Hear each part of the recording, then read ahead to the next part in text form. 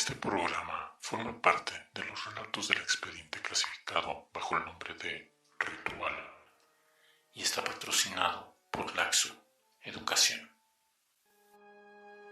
Advertencia. En este programa se narran historias que a ciertas personas pueden parecerles ofensivas. Aconsejamos extrema precaución con los niños menores de 13 años. El episodio de hoy está basado en el cuento El gato negro, escrito por Edgar Allan Poe en 1843.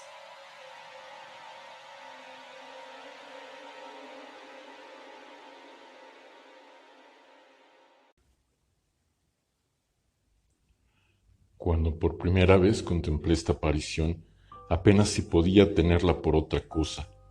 Mi asombro y terror fueron espantosos, pero al cabo de un rato la reflexión vino a socorrerme. El gato, recordé, había sido ahorcado en el jardín adyacente a la casa. Con la alarma causada por el incendio, este jardín de inmediato se llenó de gente. Alguien debió bajar al animal del árbol, lanzándolo luego a mi alcoba por la ventana abierta, tal vez con el objeto de despertarme del sueño. La caída de las demás paredes comprimió a la víctima de mi crueldad, aplastándola contra la sustancia del yeso recién aplicado, cuya cal, con las llamas y el amoníaco del cadáver, había luego realizado el retrato que veía yo. Aunque así logré explicarle a la razón el impresionante hecho que he narrado, no dejó de producir una honda impresión en mi fantasía.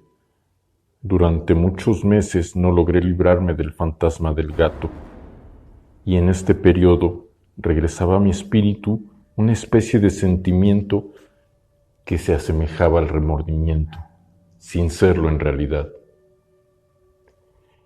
Llegué hasta llorar la pérdida del animal y a buscar en los bajos lugares que frecuentaba de manera habitual otro animal de la misma especie y de aspecto parecido que pudiera reemplazarlo.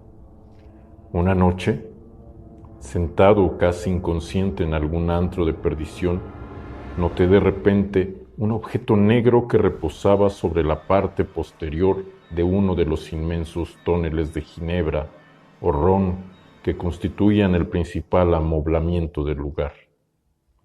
Había estado mirando fijamente la tapa de ese tonel por varios minutos, y lo que en este momento me sorprendía era el hecho de que no me hubiese percatado con anterioridad del objeto que había allí encima. Me le acerqué y lo toqué con la mano. Era un gato negro, muy grande por cierto, tanto como Plutón, y muy parecido a él en todos los aspectos, salvo en uno. Plutón no tenía un solo pelo blanco en ninguna parte del cuerpo, pero este tenía un mechón blanco enorme, aunque indefinido, que le cubría casi toda la región del pecho. Cuando lo toqué, se levantó de inmediato, ronroneó de manera sonora, se frotó contra mi mano y pareció encantado de que me hubiera fijado en él. Era esta, precisamente, la criatura que yo andaba buscando. Me dirigí al dueño del lugar. «Le compro ese gato». ¿Cuál? «Ese, el gato negro». Pinche animal no es mío, ni lo había visto. Lléveselo. Seguí acariciándolo y cuando fui a marcharme, el animal manifestó la intención de acompañarme. Lo dejé hacerlo, agachándome de vez en cuando para acariciarlo en el camino. Al llegar a casa, se domesticó de inmediato, convirtiéndose en uno de los favoritos de mi esposa. Pronto percibí que, en contra de lo que yo esperaba, comenzó a surgir dentro de mí una gran repulsión. No sé cómo ni por qué, pero el evidente cariño que el animal sentía por mí más bien me disgustaba y fastidiaba. Poco a poco, aquellos sentimientos de disgusto y fastidio se convirtieron en amargo odio. Procuraba evitar a la criatura, y un cierto sentido de vergüenza unido al recuerdo de mi antiguo acto de crueldad lograban impedir que lo maltratara físicamente. Durante varias semanas me refrené de golpearlo o tratarlo con violencia, pero poco a poco, muy despacio, llegué a verlo con una indecible repugnancia y a huir en silencio de su odiosa presencia, como si se tratara de una peste. Me sentí entonces más miserable que todas las miserias humanas. Pensar que una bestia cuyo semejante había yo destruido desdeñosamente, una bestia, un simple animal, era capaz de producir tan insoportable angustia en un hombre creado a imagen y semejanza de Dios. Ni de día ni de noche pude ya gozar de la bendición del reposo. De día, aquella criatura no me dejaba un instante solo. De noche, despertaba cada hora, víctima de los sueños más pavorosos, para sentir el cálido aliento de la cosa en mi rostro y su terrible peso, una pesadilla encarnada de la que no me era posible desprenderme, apoyada eternamente sobre mi corazón. Bajo el agobio de tormentos semejantes, sucumbió el escaso bien que aún quedaba en mí. Solo los malos pensamientos disfrutaban ya de mi intimidad. Los más tenebrosos, los más perversos pensamientos. La melancolía habitual de mi humor creció hasta convertirse en aborrecimiento de todo lo que me rodeaba y de la entera humanidad.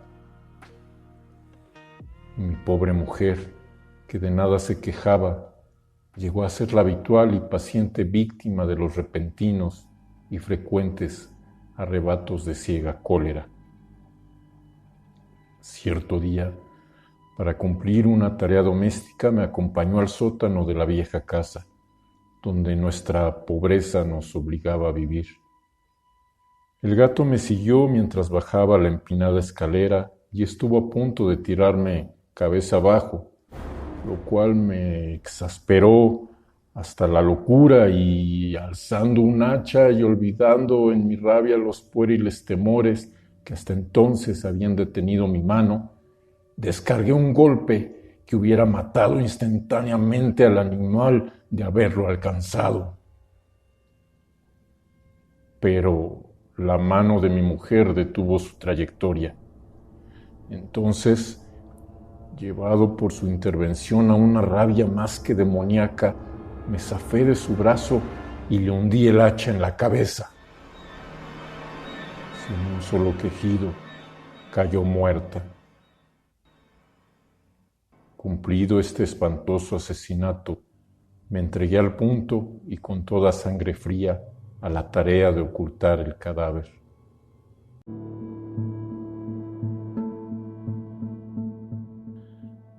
La lectura dramatizada de los textos de este expediente tiene la intención de que los oyentes recuperen o descubran el placer de la lectura mediante el ejercicio de la narrativa oral. Los libros pueden adquirirse en el sitio web de Laxo Educación.